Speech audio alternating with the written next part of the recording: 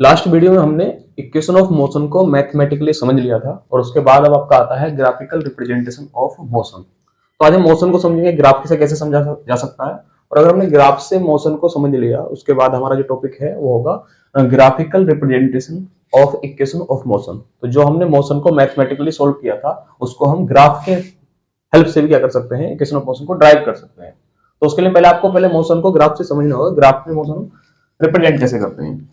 ठीक है, तो मैंने इधर एक छोटा सा फिगर बनाया हुआ है, इसको आप समझ लो। पहले सबसे पहले क्या है कि हमने एक बॉडी ली है, कोई भी बॉडी जो चल रही है, मूविंग बॉडी हमने कोई भी ले ली है। उसमें क्या हो रहा है कि पहले 1 सेकंड के अंदर उसने 10 मीटर की डिस्टेंस कवर की है। मैंने लिखा हुआ है 10 10 करके ये, और ये क्या आपका सेकंड। तो पहले 1 सेकंड में वो 10 मीटर चला है, दूसरे 1 सेकंड बाद देखा तो फिर 10 मीटर चला है, अगले 1 सेकंड बाद फिर वो 10 मीटर चला है। इस टाइप से एक बॉडी क्या है अपनी डिस्टेंस कवर कर रही है। तो ये इस टाइप के हमने फिगर बनाए हुए थे और समझा हुआ था इन चीजों को। अब हम इसको ग्राफ में कैसे कन्वर्ट करेंगे वो हमको देखना है। ये होता है आपका एक्स एक्सिस और ये होता है आपका वाई एक्सिस। तो एक्स एक्सिस और वाई एक्सिस में हमने ग्राफ बना लिया है। ठीक है, वो आप जानते हैं कि इधर की तरफ अगर ये ग्राफ चलेगा तो ये नेगेटिव माइनस का एक्स हो जाएगा, नीचे जाने पर ये माइनस का वाई हो जाएगा। तो अभी हमें नीचे की जरूरत नहीं है, अभी हम इसको यहीं से समझेंगे। तो इधर की तरफ जैसे मैंने एक्स एक्सिस पे मैंने टाइम को मान लिया है। एक्स एक्सिस हमारा किसको रिप्रेजेंट कर रहा है, टाइम को रिप्रेजेंट कर रहा है। इधर वाई एक्सिस पे मैंने डिस्प्लेसमेंट को मान लिया है। तो वाई एक्सिस किसको रिप्रेजेंट कर रहा है, डिस्प्लेसमेंट को रिप्रेजेंट कर रहा है। टाइम को हम यहाँ पे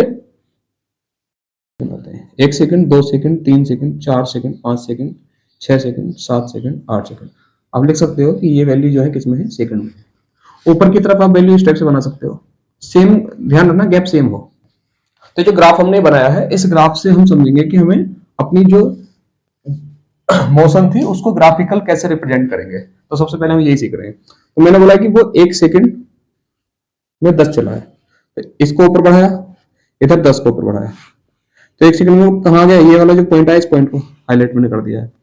उसके बाद मैंने कोई भी पॉइंट उठाया, देखो यहाँ पे मेरा 3 सेकंड है, 3 सेकंड पे कितना है, यहाँ 3 सेकंड, तो 3 सेकंड पे कितना है वो 30 चल गया है।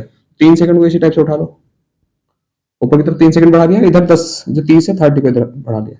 यहाँ पे जिस पॉइंट पे मिलते हैं वो पॉइंट मैंने हाईलाइट कर लिया है। इसी टाइप से 2 को भी बढ़ाया और इधर से 2 को भी बढ़ाया। तो इस टाइप से ये पॉइंट आएगा, मतलब आपका एक पॉइंट जो ये बन रहा है इन पॉइंटों को मिलाते हुए आप एक लाइन खींच देंगे। तो जब सेम टाइम में सेम डिस्टेंस कवर करता है, मैंने यूनिफॉर्म मोशन में बताया था कि अगर यूनिफॉर्म मोशन यहाँ पर हो रही है तो यूनिफॉर्म मोशन में क्या होता है, ग्राफ आपका ये स्ट्रेट लाइन में बनेगा, मतलब बिल्कुल सीधी लाइन में आपका ये ग्राफ बन जाएगा। ठीक है, तो हमने आपकी जो ये मोशन थी इस मोशन को ग्राफिकली रिप्रेजेंट कर लिया है।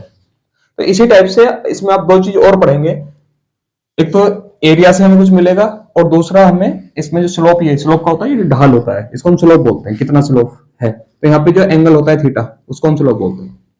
ठीक है, तो इस स्लोप से और एरिया से हमें इक्वेशन ऑफ मोशन को मैथमेटिकल की जगह ग्राफिकली रिप्रेजेंट करने का यहाँ पे ऑप्शन मिल जाएगा।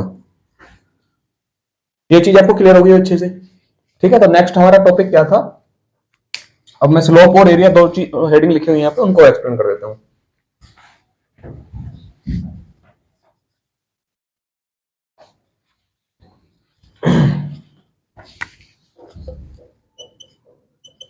स्लोप में मैंने बताया था जो ढाल होता है, तो इसमें आप थीटा एंगल देखो, ये ढाल जो है किससे निकालते हैं, ये जो स्लोप होता है इसका, तो स्लोप को हम टेन थीटा मानते हैं। टेन थीटा के केस में क्या होता है कि जितना एक्स एक्सिस ऊपर परपेंडिकुलर बोलते हैं इसको, और नीचे वाली साइड को क्या बोलते हैं, बेस। जो राइट एंगल ट्रायंगल अगर मैंने इसको माना है तो राइट एंगल ट्रायंगल में ये परपेंडिकुलर होता है, ये बेस होता है, और ये क्या है, ये हाइपोटेन्यूज है। ठीक है, तो हम अगर स्लोप की बात करें, स्लोप होता है ये एंगल, और एंगल कैसे निकालते हैं, ये टेन थीटा। अब टेन थीटा का मैंने माना टेन थीटा बराबर क्या होता है, परपेंडिकुलर अपॉन बेस।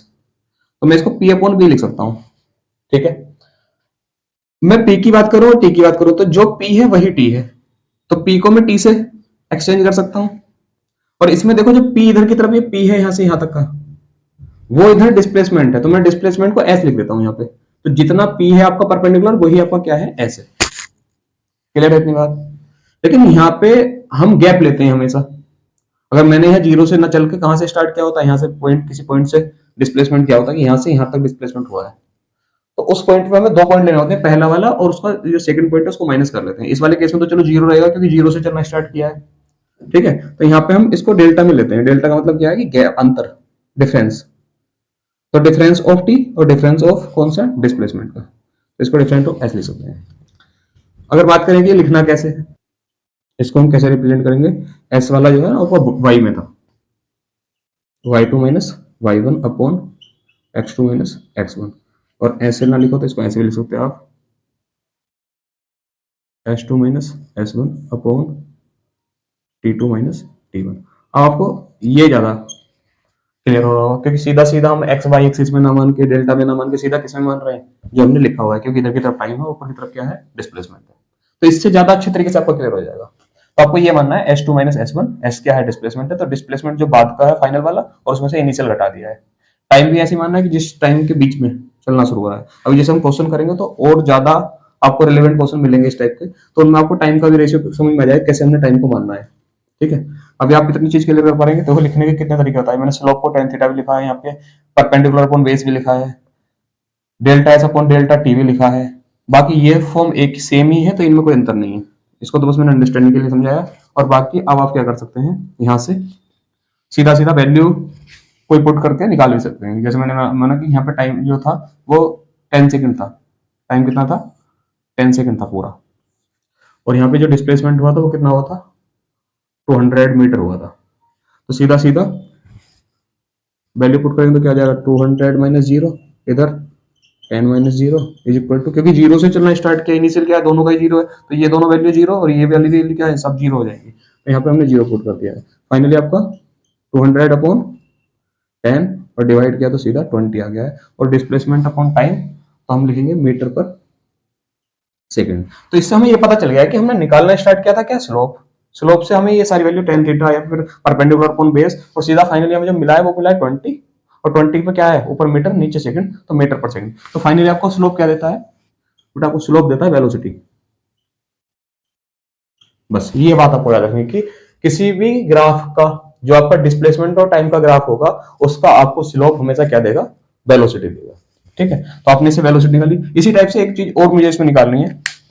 आप देख रहे होंगे जो स्लोप, मतलब जो आपका ढाल है ये, इसने कुछ एरिया कवर किया है। जो ये एरिया कवर किया है, क्या ये एरिया भी कुछ देगा,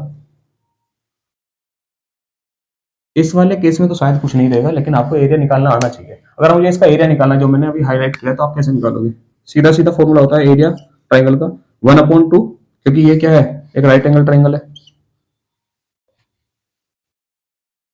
इस टाइप से मैंने बना लिया, राइट एंगल ट्राइंगल है, 90 डिग्री से का ये वाला एंगल है, ठीक है। तो इसमें 1/2 और ऊपर क्या है, परपेंडिकुलर, नीचे क्या है, बेस। तो या तो सीधा सीधा क्या लिख सकते हो आप, पी अपॉन बी, या फिर 1/2, और सीधा आप लिख सकते हो जो टाइम होगा वो टाइम मल्टीप्लाई जो ऊपर इसने डिस्प्लेसमेंट किया होगा वो डिस्प्लेसमेंट। तो आपका एरिया इस टाइप से निकल जाएगा। निकालना आना चाहिए। अभी क्या एरिया से मिलेगा क्या नहीं मिलेगा वो अभी हम एक ग्राफ और समझेंगे। जैसे यहाँ पे हमने कौन सा समझा ग्राफ, डिस्प्लेसमेंट और टाइम का ग्राफ समझा है, उसी टाइप से एक ग्राफ हम वो समझेंगे, ठीक है। ग्राफ हमने समझ लिया था कि जो डिस्प्लेसमेंट और टाइम का ग्राफ होता है वो हमें, डिस्प्लेसमेंट और टाइम के ग्राफ में स्लोप होता है वो हमें वेलोसिटी देता है, ठीक है। बाकी हम इसका एरिया भी निकाल सकते हैं, एरिया से हमें कोई वैल्यू नहीं मिली थी। अब नेक्स्ट आपका आता है वेलोसिटी और टाइम का अगर ग्राफ आ जाए तो उससे हमको क्या क्या मिल सकता है। तो वेलोसिटी टाइम ग्राफ की बात कर रहे हैं। अभी हमने इसको क्या माना, इधर कोई टाइम था पहले, कुछ टाइम बाद हमने देखा तो कुछ टाइम था, तो जो बाद का टाइम होगा उसको हमने t2 मान लिया है। एक टाइम बाद उसकी वेलोसिटी इतनी थी और उसकी वेलोसिटी बढ़ के इतनी हो गई है, वो v2 मान लिया हमने। तो इनिशियल वेलोसिटी v1 और फाइनल वेलोसिटी आपको v2 मान लिया। टाइम आपका जो पहले था वो t1 और दूसरा टाइम हमने t2 मान लिया। तो अब इस केस में वेलोसिटी टाइम ग्राफ के केस में अगर हम स्लोप की बात करें तो सेम पैटर्न रहेगा। यहाँ से समझेंगे। एक्सिस तो आप रिलेट कर सकते हो, इसमें मैं एक्सिस नहीं बनाऊंगा क्योंकि मैंने एक्सिस के हिसाब से रिप्रेजेंट करके दिखा दिया था। इसमें मैं डायरेक्ट यहाँ से स्टार्ट कर रहा हूँ। अब यहाँ जैसे s2 माइनस s1 था, डिस्प्लेसमेंट पहला, डिस्प्लेसमेंट बाद का, और उसमें से हमने पहला वाला घटा दिया था, तो हम सीधा यहाँ से स्टार्ट करेंगे। तो ऊपर की तरफ जो वेलोसिटी क्या है, v2 है, तो हम सीधा क्या करेंगे, यहाँ v2 माइनस v1 करेंगे। अपॉन में क्या है, t, t2 माइनस t1। तो स्लोप आपको समझ में आ गया होगा कि ऊपर वाला जो आपका परपेंडिकुलर होता है ऊपर की तरफ और नीचे क्या होता है, टाइम होता है। अगर मैं इसको पहले की तरह रिप्रेजेंट करूं तो आपको दिख रहा होगा कि यहाँ पे एक एंगल थीटा बन रहा है, तो इसको हम टेन थीटा भी बोल सकते हैं। स्लोप जो था वो किससे रिप्रेजेंट किया था, स्लोप या टेन थीटा, सेम ही बात थी क्योंकि एंगल ही निकाल रहे हैं अभी। ठीक है, इतनी बात आपको क्लियर हो गई। अब इसमें अगर मैं एरिया की बात करूं तो एरिया क्या होता है, एरिया अगर मैं बात करूं तो एरिया निकालने के लिए मुझे अगर इसका एरिया निकालना है, ये आपका क्या बन गया, एक राइट एंगल ट्रायंगल बन गया। अब राइट एंगल ट्रायंगल का जो एरिया होता है क्या होता है, 1/2, ये क्या है, परपेंडिकुलर, ये क्या है, बेस। तो perpendicular upon base, perpendicular multiply base, तो ये इसका जो हाइट होती है, हाइट हाइट अपॉन बेस ही होता है, 1/2 multi 1/2 multiply base upon base into height. ये आपका क्या होता है, एरिया होता है किसी भी ट्राइंगल का। इसमें अगर मैं वैल्यू पुट करूं तो 1/2 तो ऐसे ही रहेगा, लेकिन यहाँ पे क्या होगा, जो आपका परपेंडिकुलर है वो किसके जैसा है, वेलोसिटी। इधर क्या आ जाए आपका, वेलोसिटी। नीचे की तरफ देखो, जो आपका बेस है वो बेस क्या है, बेस है टाइम। ठीक है, मैं अगर वेलोसिटी की वैल्यू पुट करूं तो वेलोसिटी का जो फॉर्मूला होता है क्या होता है, डिस्प्लेसमेंट अपॉन टाइम। तो इसको मैं क्या लिखता हूं, डिस्प्लेसमेंट अपॉन टाइम, मल्टीप्लाई क्या है, टाइम। तो यहाँ टाइम से टाइम क्या हो जाता है, कट हो जाता है। तो फाइनली अगर मैं ये वाला फॉर्मूला निकाल के यहाँ से क्या निकालूंगा, एरिया निकालूंगा।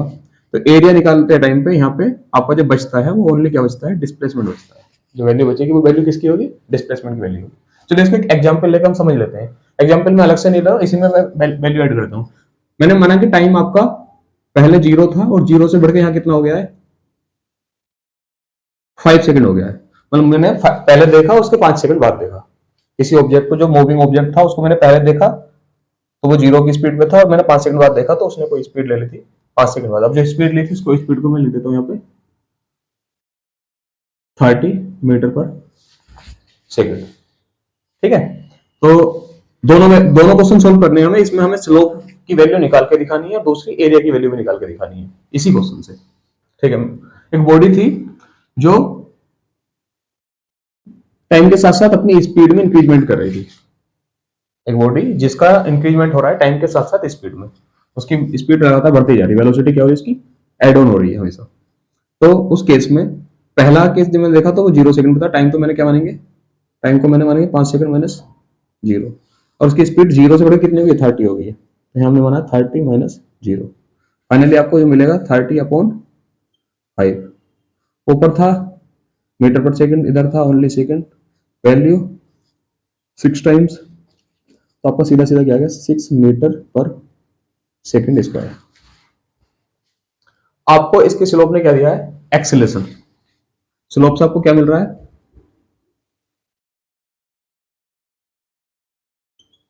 ठीक है। अगर बात करें हम किसकी, एरिया की, तो एरिया क्या है, 1/2 बेस मल्टीप्लाई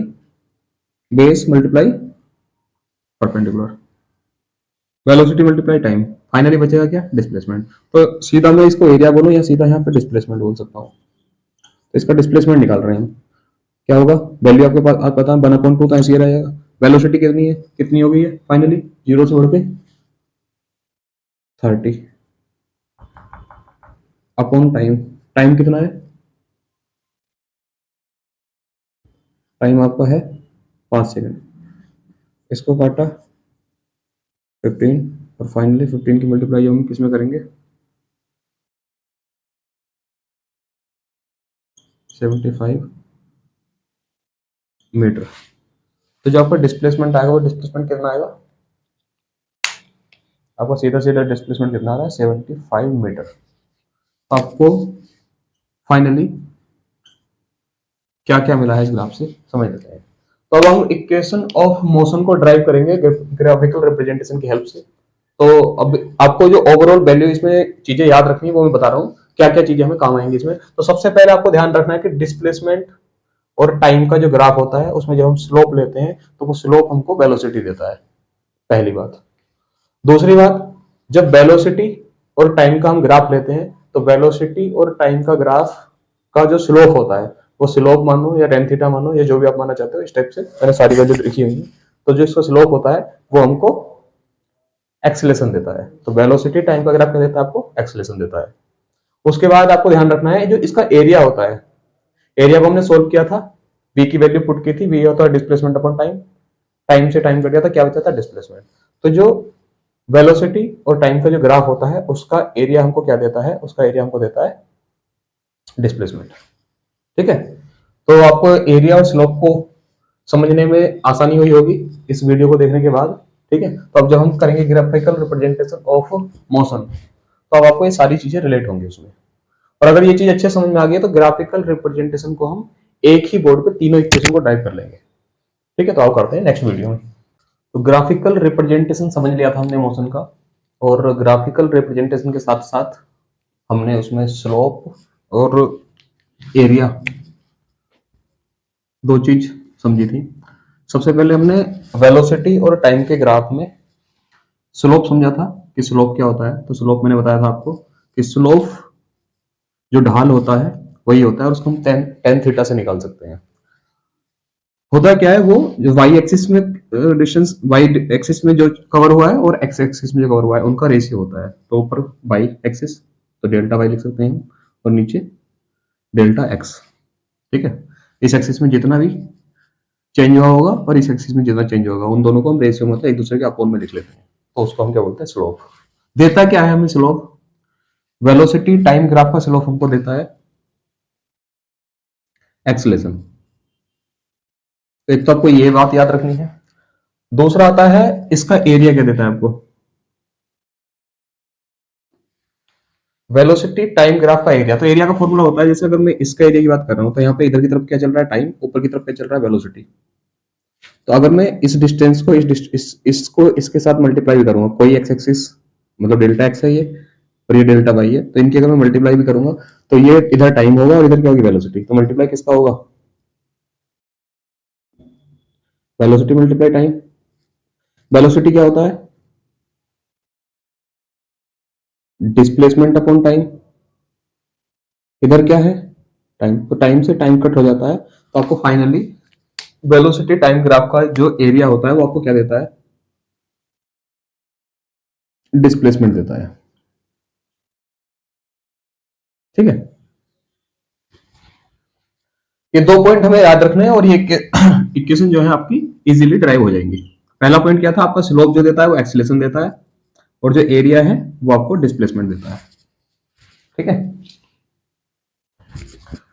समझते हैं अब इधर कि कैसे हम इनको यूज करेंगे और कहां कहां इनको अप्लाई करके हम ड्राइव कर सकते हैं इक्वेशन ऑफ मोशंस को। सबसे पहले आप देख लो कि इसमें क्या क्या आपको पता होना चाहिए। सबसे पहले आप यहाँ एग्जांपल देख लो, मैंने लिखा हुआ है वैसे कि आप कंसिडर कर सकते हैं कोई मूविंग ऑब्जेक्ट, जैसे मैंने यहाँ पे कार ले ली है, फिर इनिशियल वेलोसिटी उसकी u है, फाइनल वेलोसिटी v है। जब वो चलना स्टार्ट किया था वो u वेलोसिटी से चल रही थी। अब u की भी कंडीशन दो होती है, यहाँ पे मैंने u माना हुआ है, y एक्सिस का जो इनिशियल पॉइंट होता है उसको हम कोई भी वेलोसिटी मान सकते हैं, या फिर उसको हम जीरो से भी स्टार्ट कर सकते हैं कि कोई ऑब्जेक्ट आपका किसी स्पीड से चल रहा था तो उसने एक्सेलेरेट करके अपनी स्पीड बढ़ाई है। दूसरी कंडीशन ये है कि वो रुका हुआ था, रोक के उसने चलना स्टार्ट किया है। तो दोनों कंडीशन हो सकती है, उसमें u और जीरो दोनों का ही ध्यान रखना है। तो u क्या होता है, इनिशियल वेलोसिटी। इनिशियल वेलोसिटी कुछ हो भी सकती है कि 30 से स्पीड से चल रहा था, 40 की स्पीड से चलने लगा, या फिर जीरो था, जीरो से उठ के 30 पे चलने लगा है। ठीक है, तो दोनों कंडीशन ध्यान रखना। तो u इनिशियल और v फाइनल। टाइम पीरियड जो यहां से यहां तक पहुंचने में जितना उसको टाइम लगा उसको हम टाइम t से डिनोट कर रहे हैं, और जितना उसने डिस्प्लेसमेंट किया है उससे हम उसको हम s से रिप्रेजेंट कर रहे हैं। यहाँ पे फिर आपका आता है एक्सेलेरेशन। तो एक्सेलेरेशन क्या होता है, the rate of change of velocity called acceleration. Velocity को जो चेंज हुआ होगा उसको हम टी से टाइम से डिवाइड करेंगे तो आपको एक्सेलेरेशन यहां से मिल जाएगा। ठीक है, तो अब इसकी आप लैंग्वेज बना के लिख सकते हो थोड़ी सी, इनको रिप्रेजेंट करके।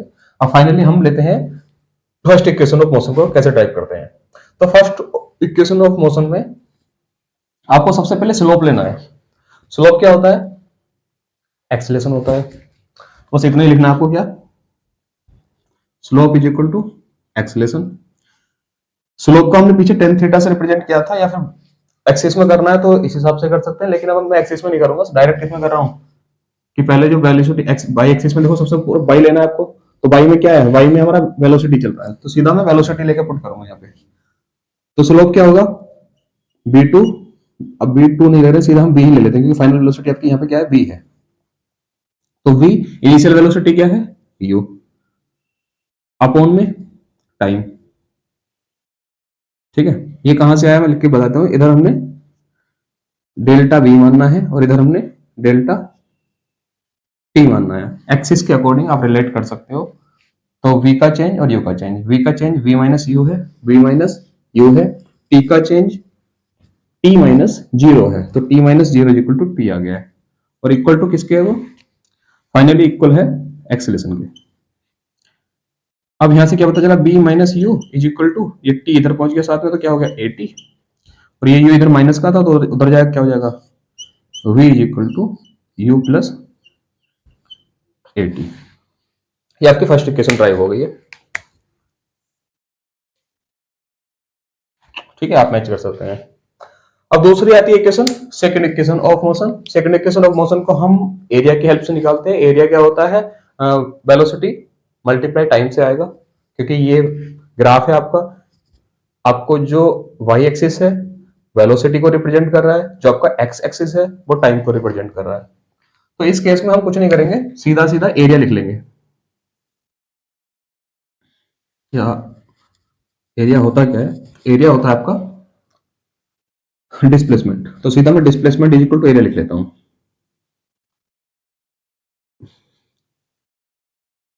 Displacement is equal to area. अब डिस्प्लेसमेंट की जगह क्या होता है, मैंने सीधा एस लिख दिया है, s is equal to area. Area क्या बेटा, टोटल एरिया लेना, तो पहला एरिया ये वाला, दूसरा एरिया ये वाला। तो एरिया टोटल एरिया कब बनेगा, जब आपका ये प्लस एक तो ये वाला एरिया और एक ये वाला एरिया, दोनों एरिया अगर हम ऐड कर देंगे तो टोटल एरिया आ जाएगा। ठीक है, तो टोटल एरिया ही होता है डिस्प्लेसमेंट। और दूसरा एरिया कौन सा आपका, इस टाइप से देखो दिख रहा होगा, एक रेक्टेंगल है, दूसरा ट्राइंगल है।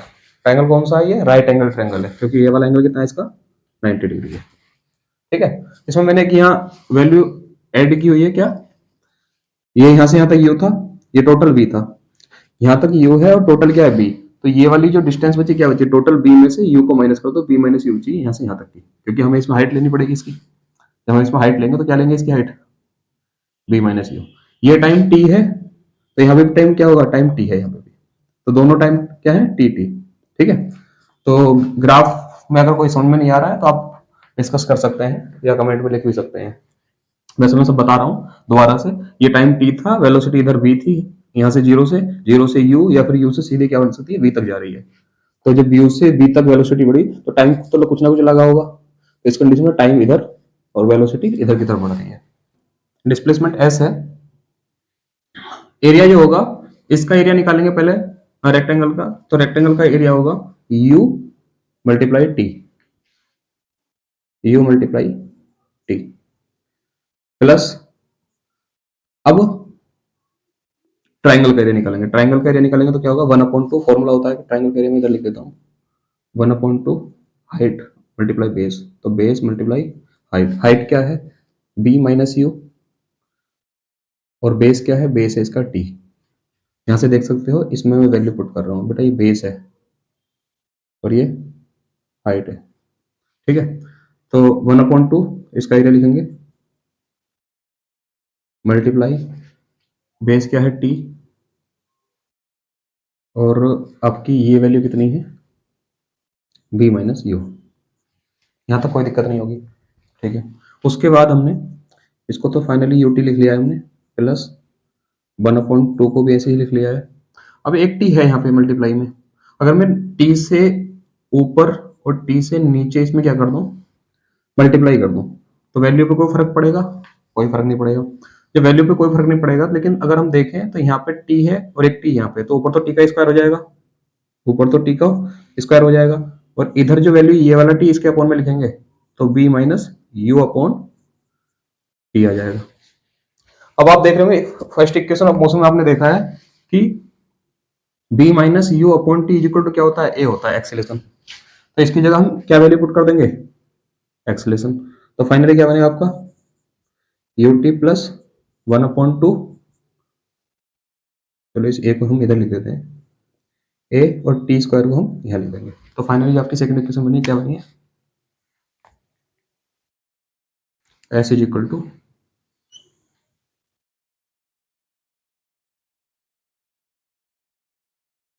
S is equal to u t plus half a t square.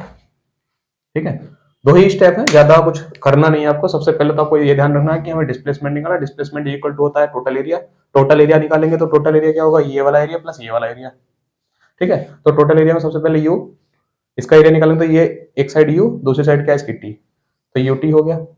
इसका एरिया निकालेंगे ट्राइंगल का, राइट एंगल ट्राइंगल, तो राइट एंगल का ट्राइंगल का जो एरिया होता है 1/2 टी। टी क्या है यहाँ पे, बेस है, तो बेस मल्टीप्लाई हाइट, फॉर्मूला आपको पता है, वैल्यू पुट की है, बस टी से मल्टीप्लाई करने का काम याद रखना है। और ये जो हम निकाल रहे हैं displacement is equal to area रखना है। ये दो बातें आपको याद रखनी है। ठीक है, उसकी हेल्प से आपको सीधा क्या मिल जाएगा, s is equal to u t plus half a t square. ये होती है सेकंड इक्वेशन ऑफ मोशन। ठीक है, पहले आपने फर्स्ट इक्वेशन कर ली थी। अब आता है बेटा थर्ड इक्वेशन ऑफ मोशन, जगह कम बची, इसी में करेंगे। ठीक है, तो इतना तो तुम्हें दिख रहा होगा शायद, यहाँ तक समथिंग हो जाएगा इतने में। ठीक है, अब थर्ड इक्वेशन ऑफ मोशन के लिए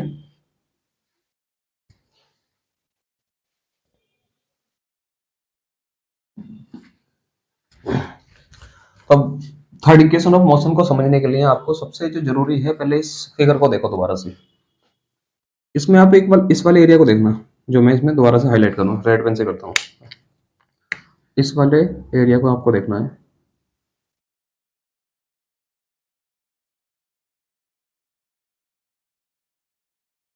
ये जो एरिया मैंने कवर किया है, तो ये सारा एरिया आ गया इसके अंदर। और सारा जो एरिया हम देख रहे हैं, तो ये एक मैथ में आपका ट्रेपेजियम होता है, सुना होगा आपने। एक ट्रेपेजियम बन गया है। ट्रेपेजियम क्या होता है, इसकी दो साइड पैरेलल होती हैं और इनके बीच की कोई हाइट, हाँ हाइट ले लेते हैं, जो कि इसमें हाइट क्या है, वो टी है। और एक ये वाली लेंथ आपको लेनी है और एक ये वाली लेंथ लेनी है। तो इस टाइप से आपका यहाँ पे ट्रेपेजियम बनता हुआ दिख रहा है।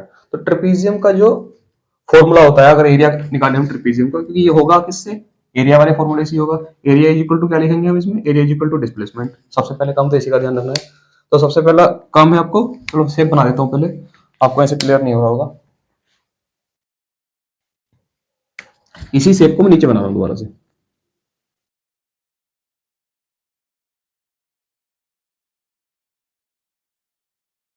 इसमें ये वाली शेप क्या है, टी है, ये क्या है, बी है, और इसको थोड़ा सा और नीचे बनाओगे, ये आपका यू है। यू है, ये टी है, और ये क्या है, इसकी जो हाइट होगी ये इसके साथ क्या है 90 डिग्री पर, 90 डिग्री पर, तो सीधी हाइट भी इसकी ये टी ही मानी जाएगी। तो इसका जो फॉर्मूला होता है, वो सीधा फॉर्मूला क्या होता है, एरिया ऑफ ट्रिपीजियम क्या लिखेंगे, 1/2, दोनों जो साइड्स होती हैं, जो पैरेलल साइड है, तो parallel side u plus b, u plus b, तो यू प्लस वी, और वी के साथ आपको क्या लेना है यहाँ पे, मल्टीप्लाई में टी। टी क्या होता है आपका, जो इसके साथ परपेंडिकुलर हाइट होती है इसकी, इन दोनों के बीच की। ठीक है, तो ये आपका फॉर्मूला होता है। इस फॉर्मूले को हम यहाँ पे पुट करेंगे और उसकी हेल्प से हम इसको ड्राइव करेंगे। तो वही लिखना है हमको, area, area is equal to displacement. अब इसका एरिया भी आपने पता करा क्या है, 1/2 मल्टीप्लाई यू प्लस वी, और साथ में इधर क्या लिखना है आपको, मल्टीप्लाई में टी, और अपॉन सामने डिस्प्लेसमेंट का एस। यहां तक तो कोई दिक्कत नहीं होगी, बराबर में डिस्प्लेसमेंट का एस तो इधर भी लिख सकते हैं, 1/2 यू प्लस बी। अच्छा, ये जो टी है यहाँ पे मैं बता रहा था ना, जब फर्स्ट इक्वेशन टाइप कर रहे थे, तो ये जो टी है, इस टी की वैल्यू हम फर्स्ट इक्वेशन से देखेंगे। यहाँ पे ये टी है, अगर इस टी की वैल्यू में यहाँ फर्स्ट इक्वेशन से निकालना चाहो तो क्या निकल रही है, ये टी उधर आ जाएगा और ए नीचे आ जाएगा, तो टी की वैल्यू आपकी सीधी ये आ रही है v माइनस यू अपॉन नीचे क्या है ए। तो अगर फर्स्ट इक्वेशन से हम टी की वैल्यू निकालें तो हमें ये वैल्यू मिली v minus you upon A. अगर मैं यहाँ पे टी की वैल्यू ये पुट कर दूं तो क्या आ रहा है, multiply v minus you upon a, sorry upon में ए, और सामने क्या है एस। तो s is equal to 1/2 b minus b plus u और बी माइनस यू अपॉन में ए है। तो अपॉन में ए क्या, फाइनली अपॉन में जो है 2a है, हमने इस ए को भी हर ए के साथ 2 के साथ ले लिया, तो ये 2a है। अब इस 2a को हम इधर भी ले आएंगे, तो इधर फाइनली क्या बन जाएगा, ऐसे 2a इधर आ गया, तो ये 2a इधर आ गया, क्या हो जाएगा 2as इज इक्वल टू क्या होगा v प्लस, एक बार तो किसमें लिखा हुआ प्लस में, एक बार किसमें लिखा हुआ माइनस में, तो इसका फॉर्मूला होता है आपके पास A square minus B square is equal to A plus B और फिर ए माइनस बी। इस फॉर्मूले को हम यहाँ पे अप्लाई करें तो ए स्क्वायर माइनस बी स्क्वायर बन रहा है। यहाँ थोड़ी जगह कम बच रही है तो इसको हम दोबारा से इधर लिख लेते हैं। यहाँ तक का तो आपको क्लियर दिख रहा होगा, तो यहाँ से बाद का जो है मैं उधर सोल्व कर रहा हूँ। तो 2as को मैं इधर ला रहा हूँ, तो यहाँ तो क्या हो जाएगा 2as, ये 2as इधर हो गया, इधर जो बचा क्या है b माइनस यू और b प्लस यू, इसको हम सीधा क्या लिख रहे हैं इस फॉर्मूले से v square minus you square. अब इसको हम यू स्क्वायर को निगेटिव है तो इधर ले आएंगे तो किस में हो जाएगा, प्लस में हो जाएगा, इधर तो क्या बचेगा v स्क्वायर और इधर क्या बचा आपका you square plus 2as। Finally आपकी क्या इक्वेशन आई, v square is equal to u square plus 2as। यही आपकी थर्ड इक्वेशन ऑफ मोशन होती है। ठीक है, तो हमने तीनों इक्वेशन ये ड्राइव कर ली हैं। पहली equation b is equal to u plus a t, दूसरी इक्वेशन है आपकी s is equal to u t plus half a t square, और तीसरी इक्वेशन आपकी क्या है b square is equal to u square plus 2s। इन तीनों इक्वेशंस की हेल्प से हम काफी सारे न्यूमेरिकल करेंगे। ठीक है, एक बार शॉर्ट फॉर्म में अगर देखना चाहो तो मैं सारी इक्वेशन को दोबारा शॉर्ट में रिवाइज कर देता हूँ। सबसे पहले इक्वेशन हमने फर्स्ट ड्राइव की थी, फर्स्ट इक्वेशन में हमें क्या निकालना होता है स्लोप, तो slope is equal to acceleration होता है, जो हमने लास्ट वाली वीडियो में समझा था, मैंने इधर लिख दिया लास्ट वाली वीडियो में समझा था। फिर यहाँ हमने वैल्यू पुट की है जो x axis minus x axis upon y axis पे जो कवर हुआ है, वो वैल्यू लिखने के बाद यहाँ से आपका इक्वेशन ड्राइव हो गई थी v equal to u plus a t. पहली आसान है, आप इजीली कर लोगे। दूसरी में अच्छा एक चीज और ध्यान रखना, मैं अभी यहाँ पे वैल्यू पुट करता, ये a है, ये b है, ये c है, ये d है, ये फिर e है, इस टाइप से मैं कोई वैल्यू पुट करता, उसके बाद बताता कि फिर ट्राइंगल आपको ये लेना है ये लेना है, तो आप इस चीज को यहाँ पे खुद ही देख लेना कि मैंने ये जो एरिया लिया है तो ये एरिया ये है, ये एरिया ये लिया है। इसको दूसरा रिप्रेजेंट करने का तरीका जो आपकी बुक में दिया हुआ है वो यही है कि वो बताते हैं कि पहले आप ट्राइंगल लो, ट्राइंगल कौन सा लेना ए डी ई। अब उसको लेने में क्या होता है थोड़ा लेंदी लगने लगता है, बच्चे देख के ही बोलते हैं कि हाँ बहुत ज्यादा है लेंदी डेरिवेशन है इसके, हम ड्राइव नहीं कर पाएंगे। तो अब मैंने इसको इस फॉर्म में लिया है कि आप एक बार देखोगे अच्छे से, अगर ये फिगर समझ में आ गया तो यहाँ एकदम रिलेट कर लोगे और आप इजीली इसको सोल्व कर लोगे। यहाँ नीचे ट्रिपीजियम बन रहा था तो मैंने ट्रिपीजियम को डायरेक्ट बना के ही दिखा दिया, वैल्यू नहीं लिखी, जैसे मैं इनके साइड लिखूंगा ये ए है ये, तो अब ये क्या है, अब आपने ये समझ लिया तो ये वैल्यू खुद पुट कर देना A B C D E. अब जब आपको ट्राइंगल लेना होगा तो सीधा क्या लोगे ई ए डी, रेक्टेंगल लेना होगा तो क्या लोगे ए डी सी बी। इस टाइप से आप वैल्यू मान के भी कर सकते हो। ठीक है, तो वैल्यू मान के आपको ये होगा कि आपकी लैंग्वेज अच्छी बन जाएगी और आप इसको पहले वैल्यू लिखोगे, पहले आपको इस वाले रेक्टेंगल का एरिया और फिर प्लस करना है इस और इसका ट्राइंगल का एरिया, उस टाइप से ऐड करके लिखोगे तो लैंग्वेज भी आपकी अच्छी बनेगी और आपका डेरिवेशन जो होगा थोड़ा सा लेंदी लगेगा लिखा हुआ।